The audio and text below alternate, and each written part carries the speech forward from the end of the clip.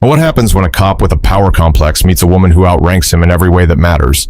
It started on a Wednesday night, late, just after 11 o'clock p.m., the kind of time when the streets of Toledo, Ohio are mostly empty, except for the occasional shift worker heading home, or someone like Lieutenant Colonel Adrienne Wallace, driving through town after wrapping up a base meeting 2 hours south.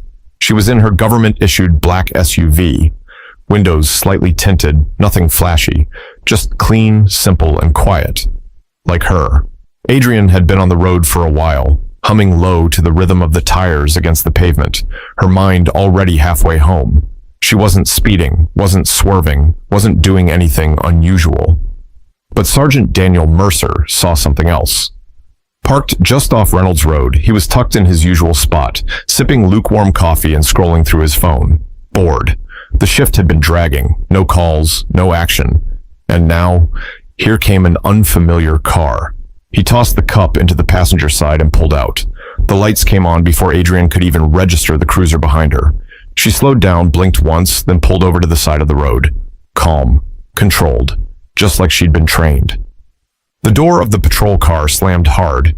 She watched in the side mirror as a tall man approached, hand already resting on his holster, flashlight in the other. He didn't come to the passenger window. He went straight to hers. "License and registration," he said, no greeting. Adrienne kept her hands visible, rolled the window halfway down. "Officer, may I ask why I'm being stopped?" Mercer squinted, shining the light directly into her face. "You were drifting between lanes. Didn't signal. Looked like you might have been under the influence." She raised an eyebrow. "I wasn't." "License and registration," he repeated, louder this time. Adrienne didn't argue. She moved slowly, deliberately, reaching into the glove box for her documents. As she handed them over, she added, "That's a government vehicle. I'm a federal employee." Mercer glanced at the ID and said nothing for a moment. "You military?" "Yes." He gave a small smirk. "Doesn't mean you're above the law." "I never said I was." His tone shifted, a little more aggressive now. "Step out of the vehicle for me." Adrienne blinked. "Excuse me?" "I said step out of the car. I'm conducting a sobriety check." Her jaw clenched, but she stayed measured. "On what grounds?" "I've complied. I haven't been drinking. I'd like to know the reason." Mercer took a step closer. "Now you're refusing a lawful order?" Adrienne didn't move. "No, I'm asking for clarification." He didn't like that. He opened her door himself. "I need you to exit the vehicle now." That was when she calmly, quietly turned on her phone camera and hit record. "Just so we're clear," she said, "this interaction is being documented." Mercer's eyes flicked to the phone. For the first time, a sliver of hesitation crossed his face, but he didn't back down, not yet. "Out of the car." Adrienne stepped out, her posture straight, not defiant, just firm. She didn't shout, didn't resist, but the way she carried herself, even in civilian clothes, told a different story. Mercer looked at her, really looked, and for the first time, a small voice in the back of his head asked, "What am I dealing with here?" But his ego was louder. He proceeded with the field test, making her walk a straight line under the streetlights like she was some reckless driver on a Saturday night. She passed. Perfectly. No slurring, no stumble, no hesitation. Still, he wrote her a citation for failure to maintain lane. Adrienne took the ticket, no words, just a look. She got back in her car and drove away into the dark. But Mercer had no idea that ticket was going to show back up in a courtroom and change everything. Sergeant Daniel Mercer wasn't new to this. 15 years on the force had carved deep lines into his face and thicker ones into his sense of self. He'd been in everything from neighborhood standoffs to messy traffic accidents, and he'd earned a reputation, the kind that made rookies tighten up when he walked in the room. But Mercer liked it that way. He didn't ask questions. He gave orders. And in his mind, the badge meant control, authority, final say. Whether it was a teenager mouthing off or a frustrated driver asking too many questions, Mercer never backed down, and he never apologized. His precinct on the west side of Toledo knew what they had. A cop who'd do the paperwork, show up on time, and never hesitate. That also meant they knew he could be rough, sharp with his tone, quick to escalate, but nobody really challenged him. Not until that night. When he got back to the station after the stop, he barely mentioned it. He logged the citation in the system, gave a quick write-up. Failure to maintain lane, possible signs of impairment, no arrest made, and tossed the body cam in the charging dock like he always did. The video sat there for 2 days before anyone bothered to review it. In the meantime, Mercer joked about it in the break room. "Woman tried to pull rank on me," he said to Officer Diaz. "Flashed her government ID like that was supposed to impress me." Diaz raised a brow. "Wait, she was military?" Mercer shrugged. "So she says. Some fed with an attitude." "What was her name?" Mercer leaned back in his chair, popped open a bag of chips, and said, "Wallace. Adrian Wallace." Diaz's face shifted. "You mean Lieutenant Colonel Wallace?" Mercer paused. "How would you know that?" "She gave a lecture at the academy last year," Diaz said slowly. "She's not just military. She's high up. Runs logistics out of Fort Wayne, Bronze Star, 2 deployments. She's legit." Mercer scoffed, waving it off. "Don't care who she is. On the road, I'm the authority." But something about Diaz's tone lingered. That small note of caution, of respect. It chipped at Mercer's usual armor. Still, he didn't go back and watch the footage. He didn't think twice about the ticket. In his head, it was already done and buried. But it wasn't. Because Wallace had filed a formal complaint the next morning, not just with Internal Affairs, with the Office of the Inspector General, and she wasn't alone. The video she recorded had already been passed along to her legal team, and a copy was quietly making rounds through the military chain of command. Mercer didn't know any of this yet. He was back in his routine, responding to minor calls, barking at people during traffic stops, carrying himself like a man who couldn't be touched, because for years, he hadn't been. The system had protected him. Supervisors had looked the other way. Union reps had shut down complaints, and Mercer had come to believe the rules didn't apply to him the way they did to everyone else. But now there was someone on the other side who wasn't afraid. Someone who didn't yell, didn't fight, didn't crumble. She just documented everything, followed protocol, made one phone call at the right time to the right office. And she had receipts. But Mercer didn't see it coming until the envelope hit his desk, marked formal inquiry. Adrian Wallace wasn't the kind of person who made noise for no reason. She wasn't dramatic, she wasn't confrontational, and she sure didn't have time to chase down every small injustice that came her way. Not after 22 years in uniform, 2 tours overseas, and enough close calls to make most people fold. But this time, it was different. Because she wasn't just thinking about herself.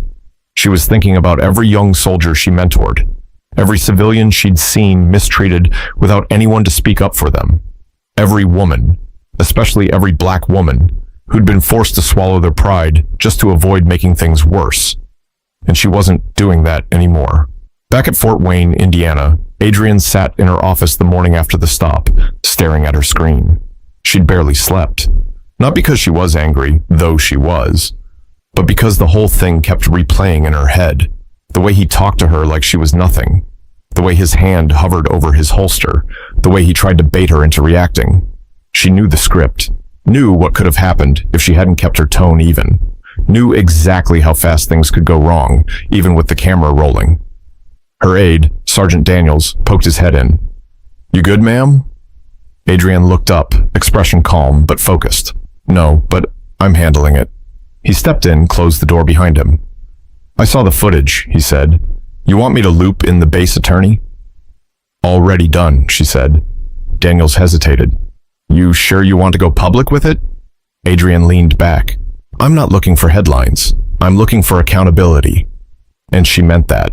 She'd spent her entire career leading with discipline, with integrity. Her rank wasn't just something she wore on her shoulder. It was something she earned, through years of work, through decisions that affected lives. She'd commanded convoys across dangerous terrain, coordinated relief efforts after hurricanes. She'd been responsible for soldiers, supplies, and security across 4 different continents. But none of that had mattered when she was pulled over on a quiet road in Ohio. To Mercer, she was just another suspicious driver who didn't move fast enough when questioned. And the thing that ate at her wasn't just how he treated her, it was how comfortable he seemed doing it. That was the real problem. So Adrian made a few calls, first to JAG, then to the Inspector General's office. She attached the footage, filed the complaint. She didn't embellish. She didn't dramatize. She just told the truth, backed by video, and let the facts stand on their own. By the end of the week, the story had started to circulate within military legal circles. It hadn't hit the media. Not yet. But Mercer's name was now attached to an internal investigation. The department's legal counsel had been notified, and Adrian, she kept working, kept showing up, didn't mention it unless asked. But behind the scenes, she was preparing something else.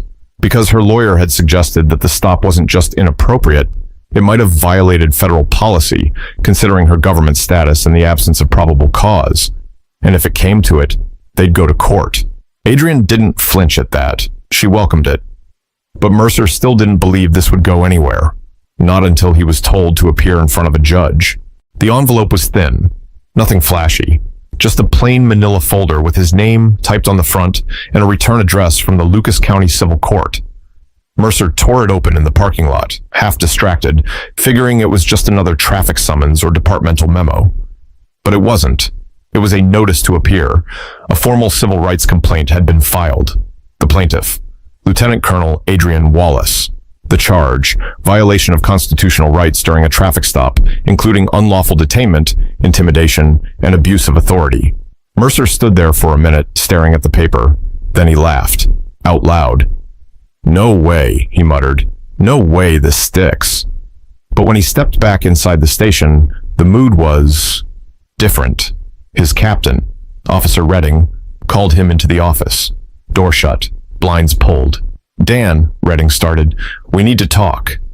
Mercer sat, arms crossed. "About what? The lady from the other night? She's trying to play victim." Redding didn't smile. "She's not playing anything. Do you even know who she is?"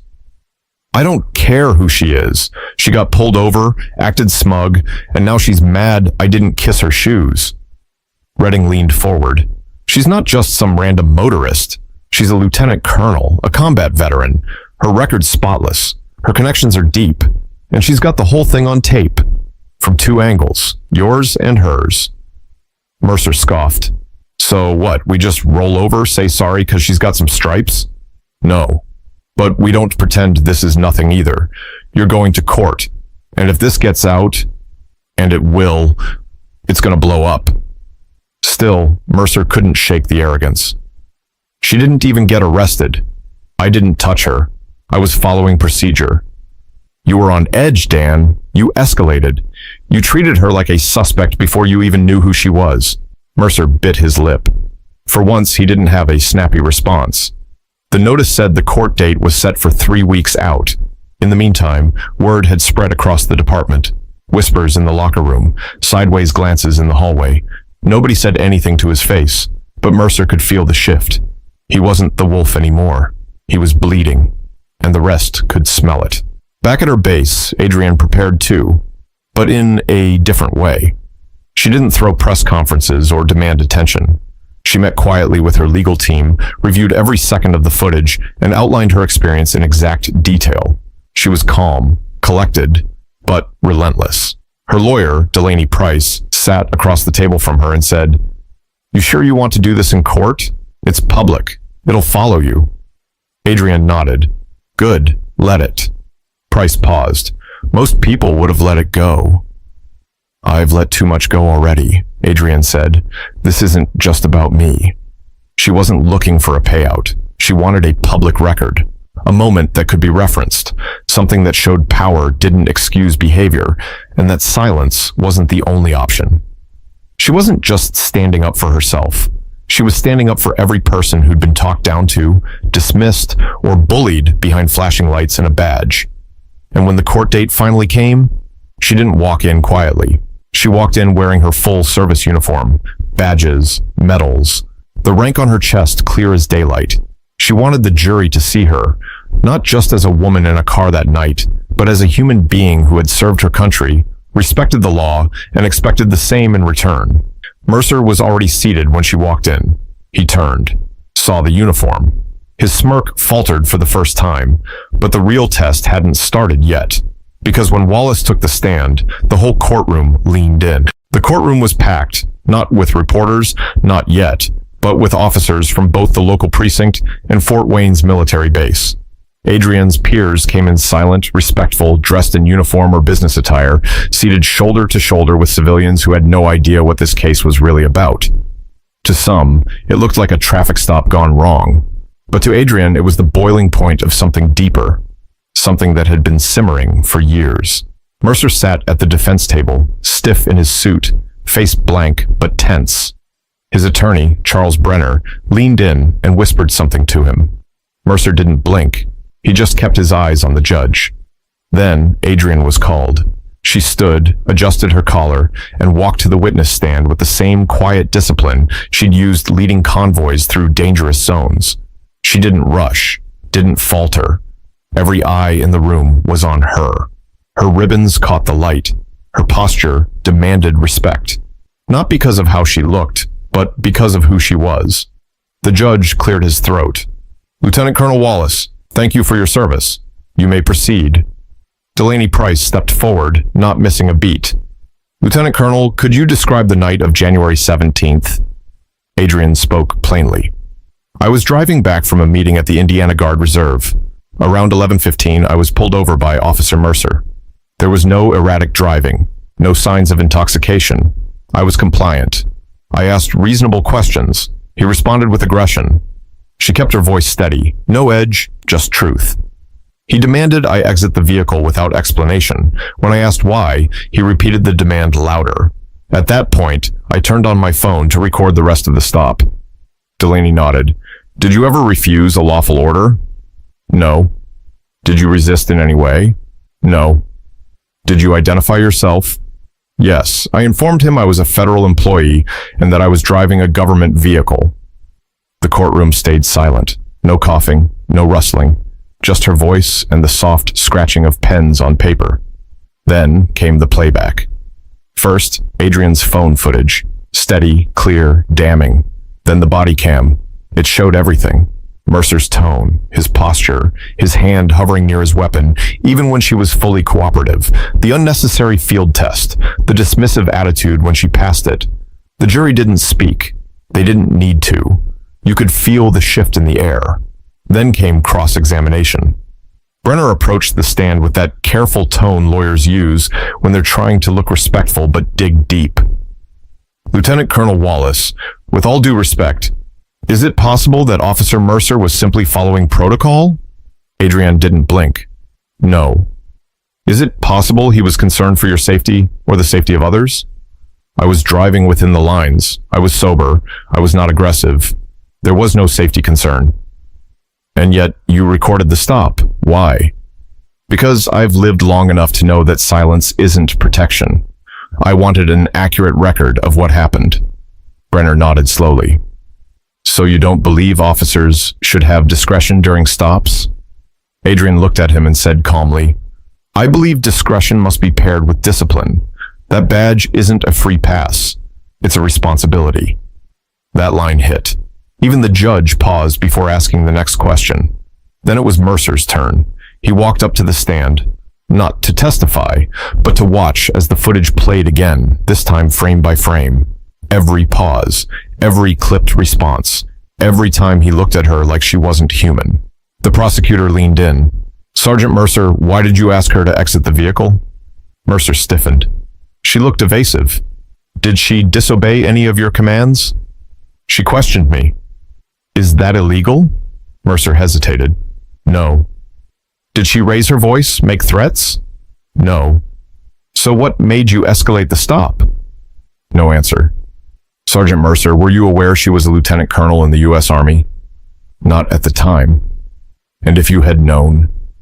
Mercer's voice dropped. "I probably would have handled it differently." The room went quiet again. There it was. The truth, or at least a part of it. Not regret, just a slip of honesty. Mercer didn't see a person that night.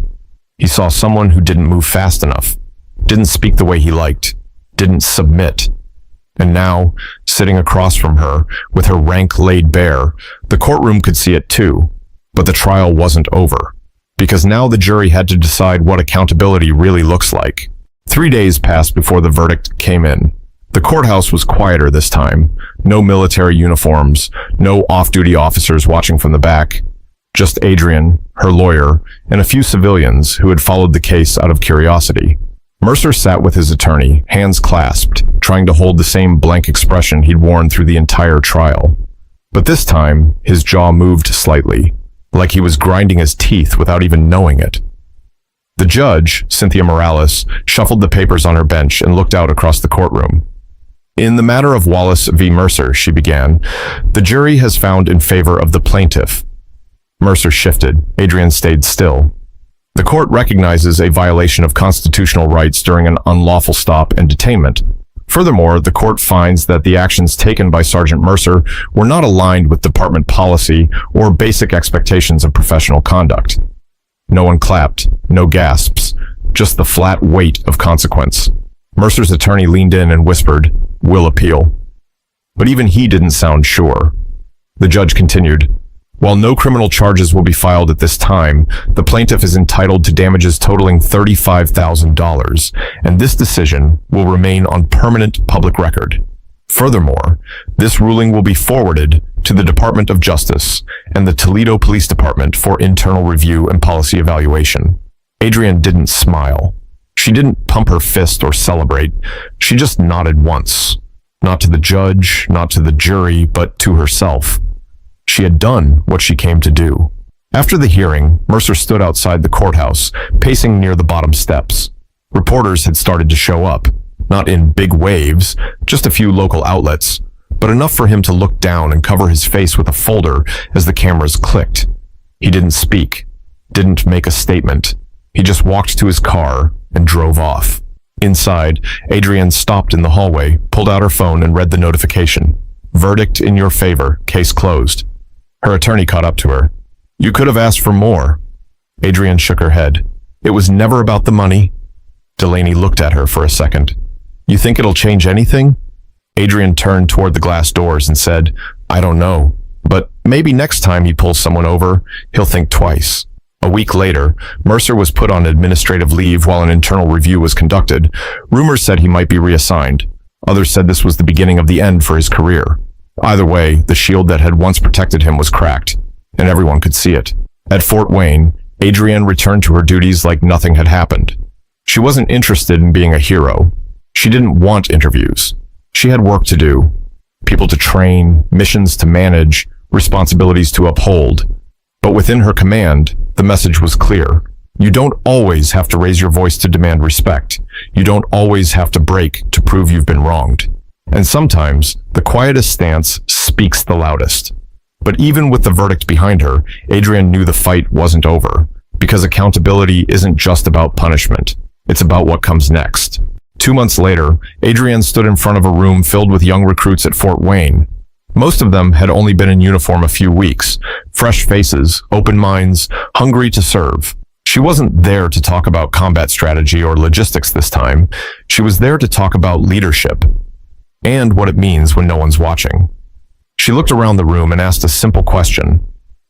How many of you think a uniform automatically earns you respect? A few hands went up, some half-hearted, some confident.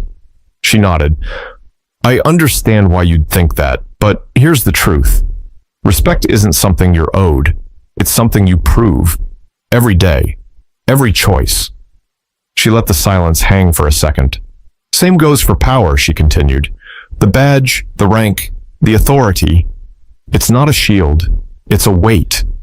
And if you can't carry it with discipline, you don't deserve to carry it at all. In the back, one of the newer soldiers leaned forward, eyes locked. Adrian paused, then added, When I was stopped by an officer who forgot that truth, I could have yelled. I could have panicked. I could have let it slide. She looked around. I didn't do any of those things. I documented it. I filed. I showed up in court, and I told the truth. A long pause. That officer thought his badge made him untouchable, until he saw my rank, not just on my uniform, but in how I carried myself. That's the difference. That's leadership. The room stayed quiet, but it wasn't the kind of quiet that comes from disinterest. It was the kind that comes when something lands. Adrian closed the folder in front of her and looked up. Lead with character, serve with integrity, and never forget, You don't just represent the uniform. You represent every person who came before you and everyone who'll come after. She stepped off the platform, not for applause, not for thanks, but because the work was already done. Let this story be a reminder. Authority without accountability is just a mask for weakness. Speak up, stand firm, and when you see wrong, don't turn away. Because silence is comfort for the guilty, but courage is protection for the rest of us.